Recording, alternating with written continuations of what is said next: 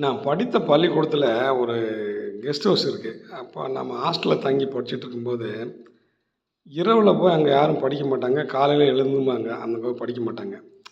அப்போ நான் வந்து அவங்களெல்லாம் சேலஞ்சிங்கா சொல்லிவிட்டு, அங்கே போயிட்டு படிச்சுட்ருப்பேன். படிச்சுட்டே இருக்கிறப்போ, ஒரு நாள் வந்து என்னாச்சுன்னாக்கா, அவங்க கெஸ்ட் ஹவுஸில் அவங்க என்ன சொன்னாங்க, அவங்க பசங்களுடைய பயம் என்னன்னாக்கா, அங்கே ஒரு பேய் இருக்குது. நான் பேய் இல்லை, பூதம் இல்லை அப்படிலாம் சில நேரத்தில் ஒரு வரட்டுது தைரியம். இப்போ உட்காந்து படிச்சுட்டு இருந்தேன். கரெக்டாக படிச்சுட்டு இருக்கும்போது கரண்ட் ஆஃப் ஆயிடுச்சு. இப்போ அதுலேயே லேசாக பயம் வந்துருச்சு. அப்போ அந்த அந்த கெஸ்ட் ஹவுஸ் பக்கத்தில் ஒரு பசுமாடு வந்துருக்கு. அது வந்து மேய ஆரம்பிக்கும்போது சத்தம் சரக்கு சரக்குன்னு கேட்குது. அப்போ எனக்கு வந்து இப்போ அந்த கெஸ்ட் ஹவுஸ் விட்டு நான் வெளியும் வர முடியாது. ஏன்னா இருட்டு. முன்ன மாதிரி இப்போல்லாம் செல்லு வச்சுருக்கோம், லைட் வச்சுருக்கலாம், அப்படிலாம் இல்லை. அந்த லைட்டோட வரலாம். இப்போ அந்த மாதிரி இல்லை. இப்போ எனக்கு பயம், கடுமையான பயம். எப்புட்றா போகிறது அப்படின்னு சொல்லிட்டு ஆல்மோஸ்ட் யூரின் அடிச்சிட்டேன் பயத்தில்.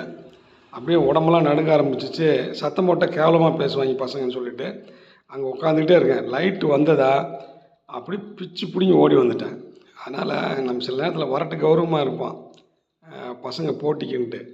அந்த நேரத்துலலாம் பயம், உங்களுக்கு பயங்கரமான பயம். அதனால் பார்த்துங்க.